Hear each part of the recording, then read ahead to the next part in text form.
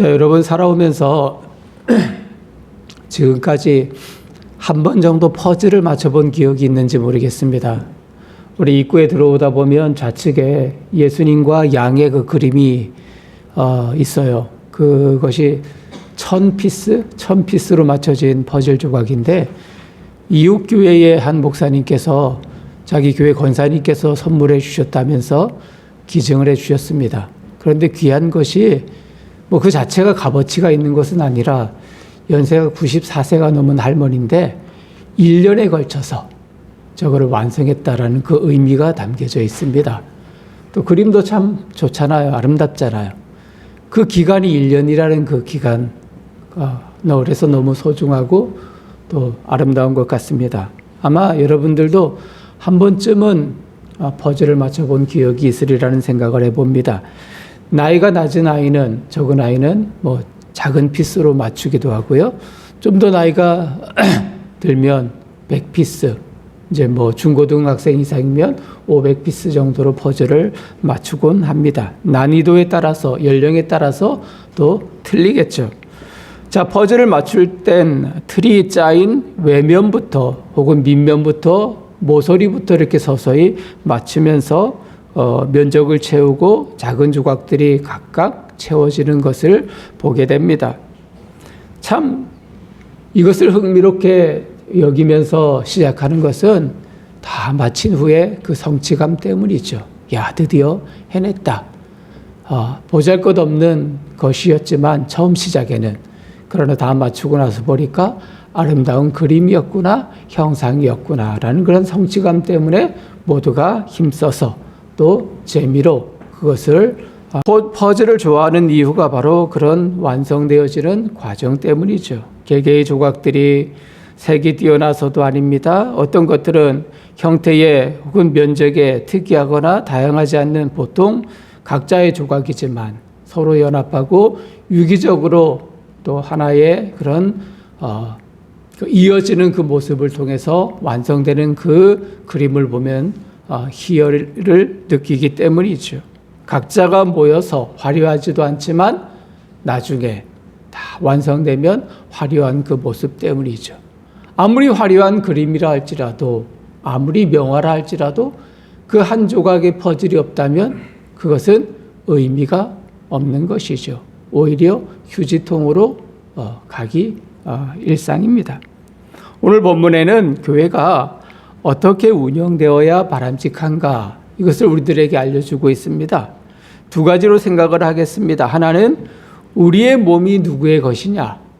우리 각자 교회에는 성도님들 한 사람 한 사람들이 존재하는데, 우리는 과연 우리의 몸은 누구의 것인가? 이 질문에 대해서 확고한 자기 정체의 답이 있기를 바라고요. 또 하나는 우리의 몸을 그렇다면 어떻게 활용하는 것이 교회의 유익을 구하고 또 그리스도의 몸을 이루는 데에 합당한가, 이 두 가지를 살펴보도록 하겠습니다. 자, 먼저 우리는 그리스도 예수님의 몸입니다. 우리는 그리스도의 몸입니다. 이 사실을 자각해야 되겠죠. 우리 인간의 몸을 여러분 생각해 보십시오. 몸은 신경과 더불어서 근육으로 연결되어 있습니다. 단단하고 튼튼한 근육 안에 신경과 핏줄이 있어야 하고요. 또 정상적으로 몸을 움직일 수 있습니다.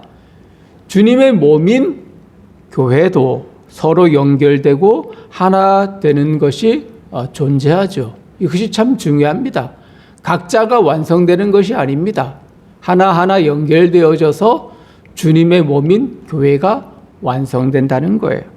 교회 안의 성도들은 한 성령으로 각자 받은 다양한 은사에 따라 다양한 직책을 감당하며 모두의 유익, 공익을 도모해야 된다. 은사를 주신 이유, 목적에 대해서 우리가 지난주에 살펴봤죠. 그것은 공익을 위해서다라는 것으로 단언했습니다. 사도 바울은 친절히 교회를 하나의 몸의 기능과 연결하여서 비유로서 상호관계를 이어주고 있어요. 자, 여러분 자신이나 여러분 스스로나 옆 사람의 얼굴을 한번 보세요. 옆 사람 마스크 때문에 가려져서 잘 보이지는 않지만 눈은 보이고요.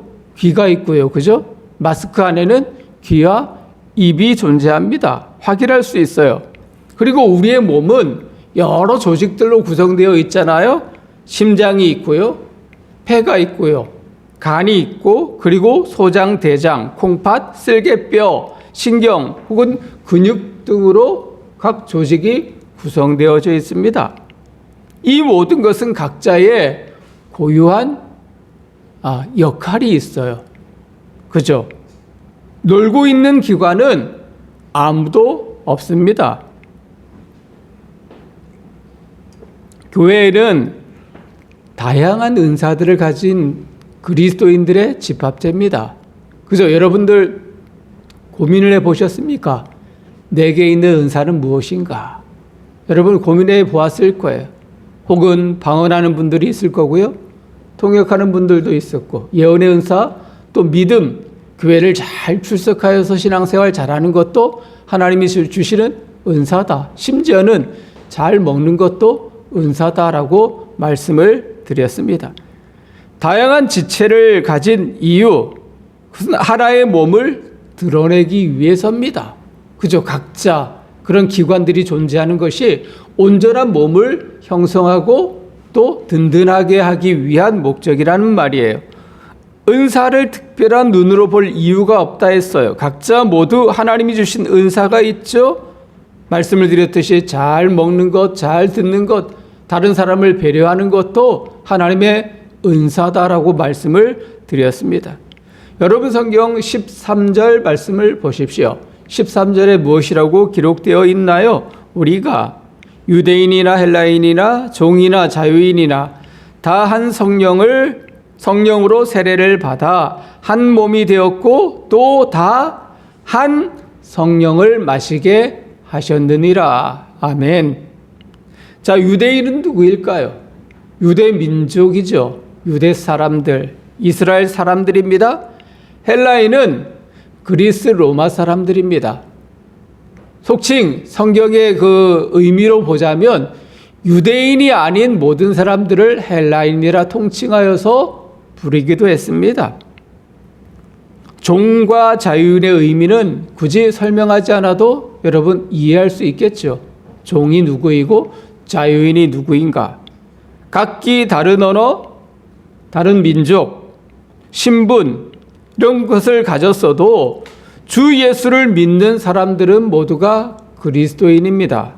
십자가에 자신을 내어주고 모든 인류를 위해서 기꺼이 희생당하시고 약속대로 죽은 이후에 살아나신 그분이 주 예수님이십니다.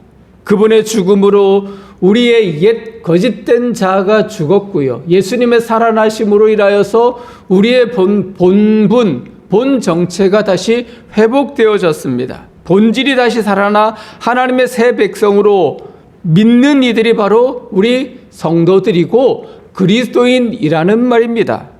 세례를 받았습니다. 그래서 크리스천이다 라고 불리기도 합니다.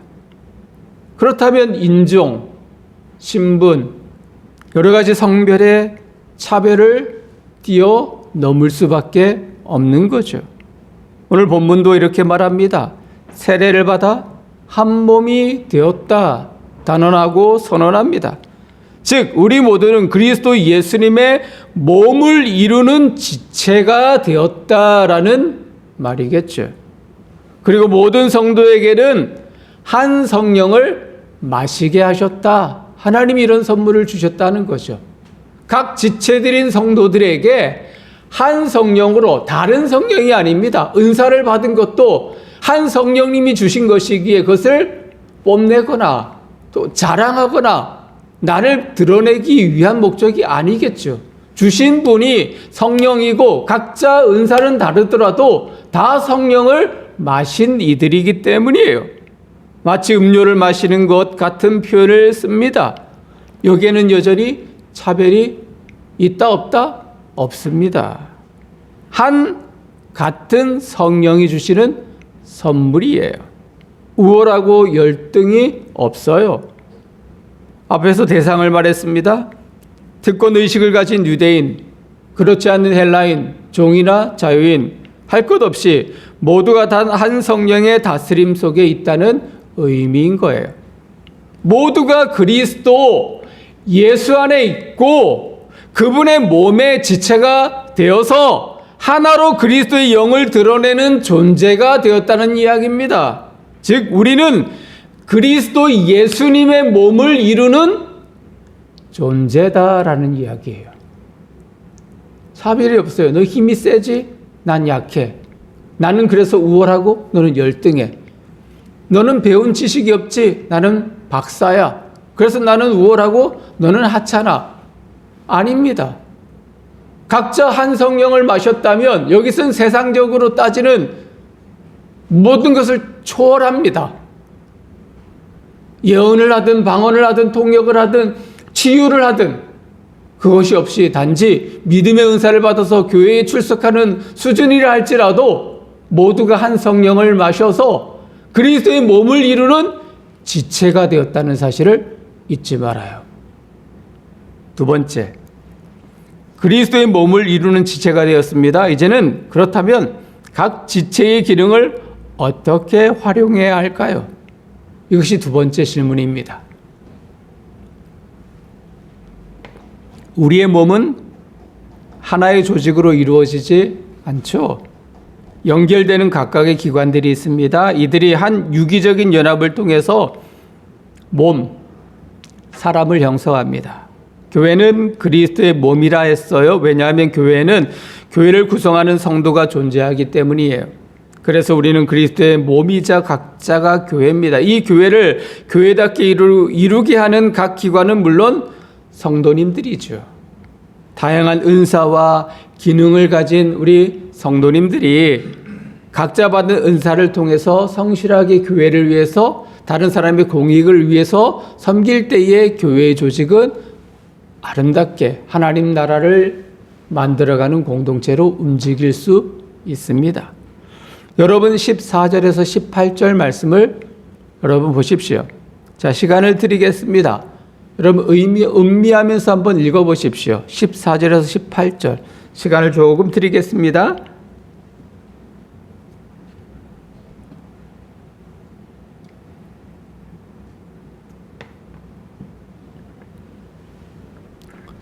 자, 굳이 설명하지 않아도 되겠죠. 이해가 됐을 거예요. 각자 주어진 은사대로 움직이지만, 그죠? 은사대로 움직이지만, 이는 조화를 이루어서 유기체가 되도록 합니다. 하나님이 그렇게 하셨다면, 그리스도의 몸인 교회의 지체가 된 우리는, 각 성도는 각자의 은사대로 기능하여서 교회 공동체를 쌓아 올리는 것이 마땅합니다. 이것이 하나님의 뜻이에요. 하나님이 사용하시는 사람의 면모를 보십시오. 우리 아이들이 잘 기억하는 사람이 누구일까요? 이스라엘의 두 번째 왕이자 골리앗을 싸워 무너뜨렸던, 승리를 거두었던, 그렇죠, 다윗을 기억할 거예요. 그의 아들 솔로몬 시대에 아주 강성한 국가를 형성했죠. 지도력과 용기를 주어서 왕으로 통치를 하도록 하나님이 허락했어요. 왕으로 쓰임을 받게 하셨지만 미천하고 미련하다 여기는 어린이도 하나님께서 예수님도 사용하셨어요. 여러분 오병이어의 기적을 알고 계시죠? 물고기 2마리와 보리떡 5개로 5,000명을 먹이게 했던 그 사건의 가장 큰 기저에 깔려 있는 그 출발점이 누구였습니까? 어린아이가 기꺼이 예수님의 제자에게 내어드린 보리떡 5개, 물고기 2마리. 그것을 통해서 하나님의 아름다운 나라의 그 역사를 보게 하셨습니다. 세상의 권력을 가지고 있는 누가복음의 복음서에 기록되어져 있는 데오빌로라는 각하, 아주 큰 권력자입니다. 그를 통해서도 하나님이 세상 권력의 그 핵심을 이용하셔서 복음이 흥왕되게 만드셨고요. 아무런 힘도 영향력이 없는 어부들도 예수님께서 사용하셔서 제자로 삼아주셨습니다. 도망친 노예 오네시모를 통해서도 하나님께서 긍휼과 자비를 베풀어 주셨고요. 누가라는 의사도 우리는 알고 있습니다. 예수님의 족보에 있는 구약 성경에 나타나는 정탐꾼 두 사람을 살려주었던 기생 라합도 기억하죠. 정탐꾼 두 사람이 아니군요. 정탐꾼들을 숨겨주었던 기생 라합도 하나님의 귀한 쓰임을 얻도록 역사의 주인공으로 삼아주셨습니다. 바울의 동력자였던 브리스길라와 아굴라 부부, 텐트를 제조하는 사업가입니다. 그를 통해서 교회가 형성되어지고 교회가 재정적인 어려움 없도록 잘 이끌어가도록 하나님이 은혜를 베풀어 주셨습니다. 하나님 앞에서 중요하지 않는 지체는 없어요. 어떤 사람은 부유한 권력층에 있는 사람이고요. 어떤 사람은 가난하고 못 배운 어부 출신이고요. 또 기생도 있었습니다. 우리가 상상할 수 없는 사람들이에요. 어린아이들도 있다고요. 왕도 있었고요.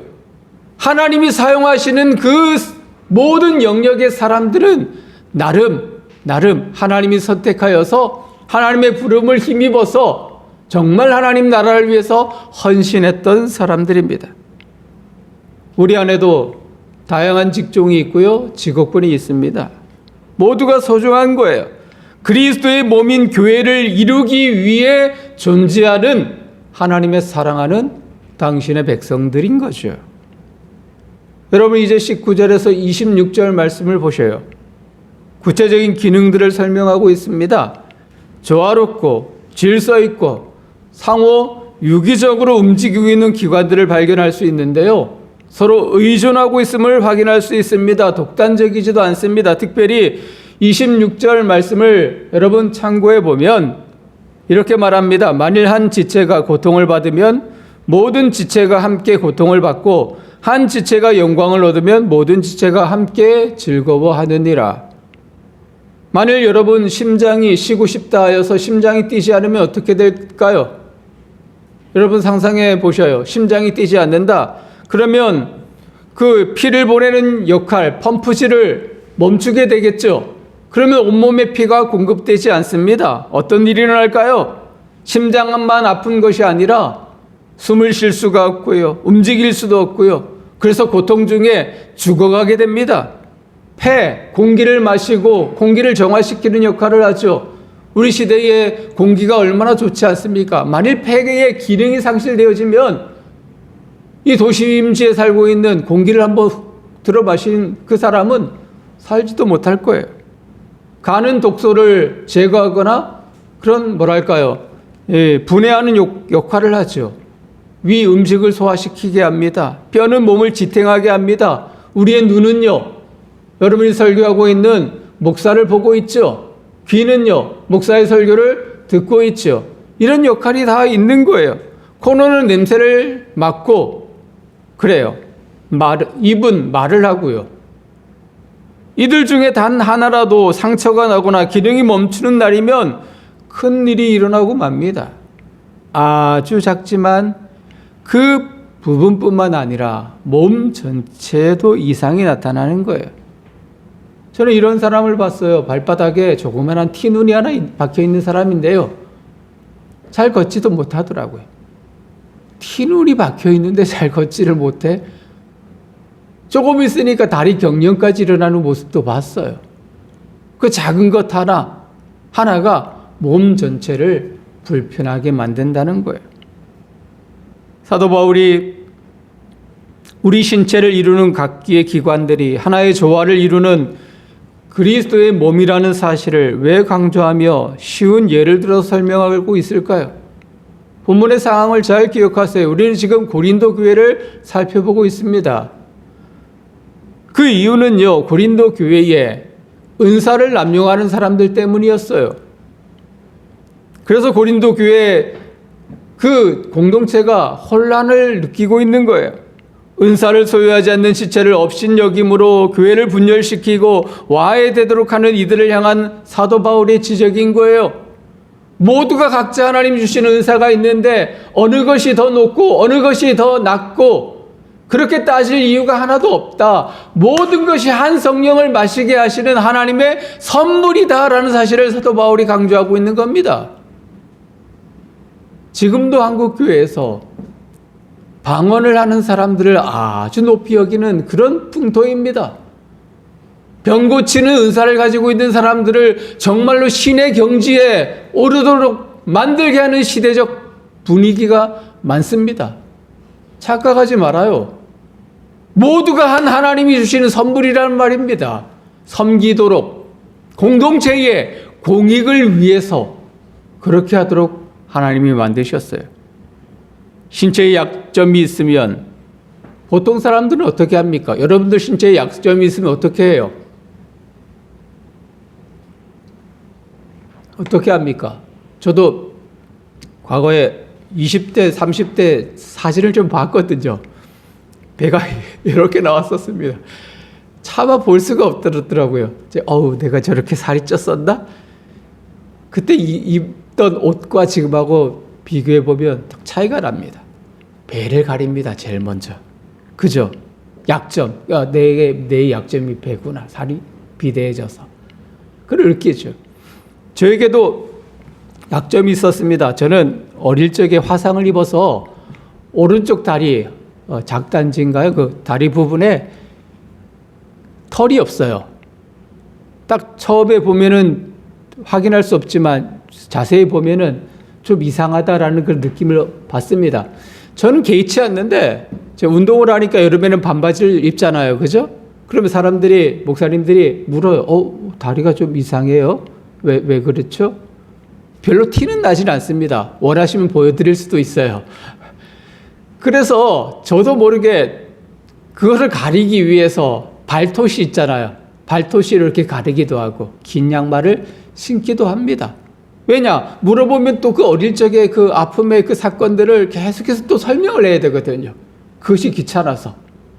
그런데 사실은 내 약점을 숨기기 위해서, 가리기 위한 하나의 수단이었구나 하는 그 사실들을 은연히 느낍니다.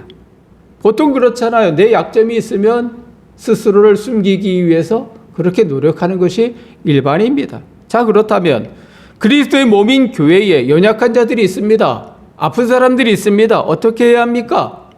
그들을 보호하는 것이 우리의 의무인 거예요.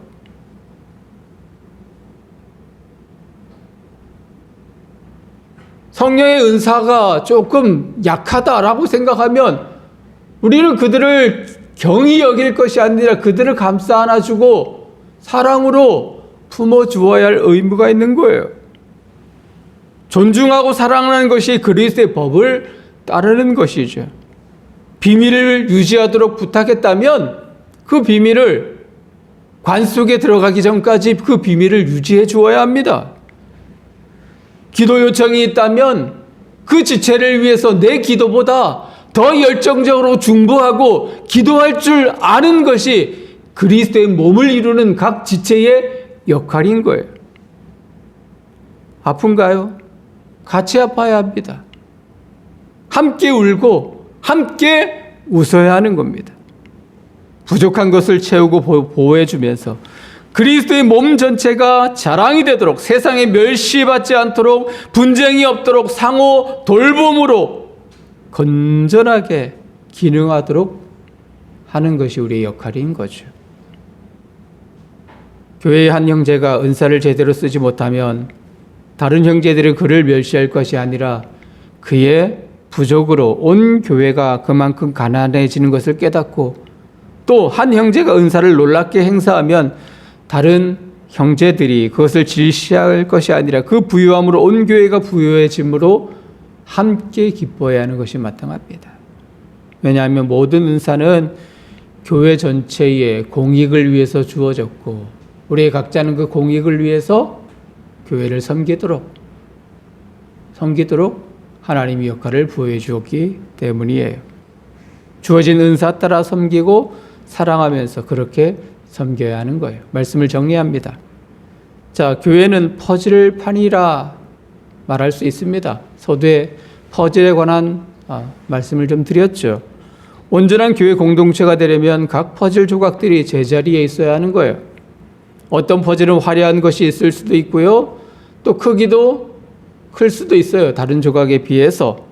그런데 다른 자리가 좋다고 하여서 그곳에 아무리 끼우려고 노력하면 노력할수록 그 퍼즐 조각은 어떻게 될까요? 찢어지거나 파손될 뿐입니다. 자기 자리에 놓여져 있고 그곳에 맞추는 것이 가장 바람직한 거예요. 내 자리를 비워두어도 안 됩니다. 있을 자리에 있어야 하는 거예요. 어떤 소자라도 주님은 아주 소중하게 본다 말씀하셨습니다.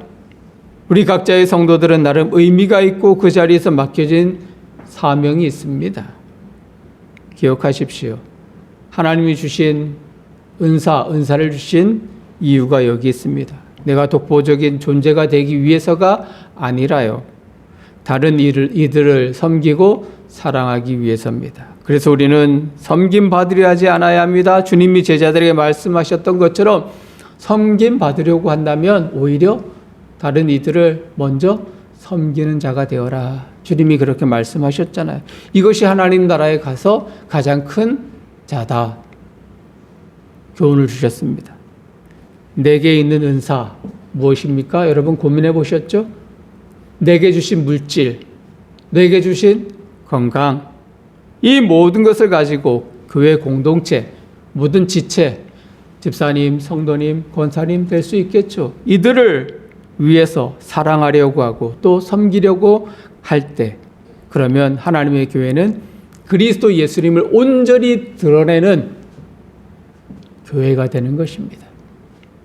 성령을 주신 이유가 주 예수님을 드러내고 자랑하기 위해서라는 거죠.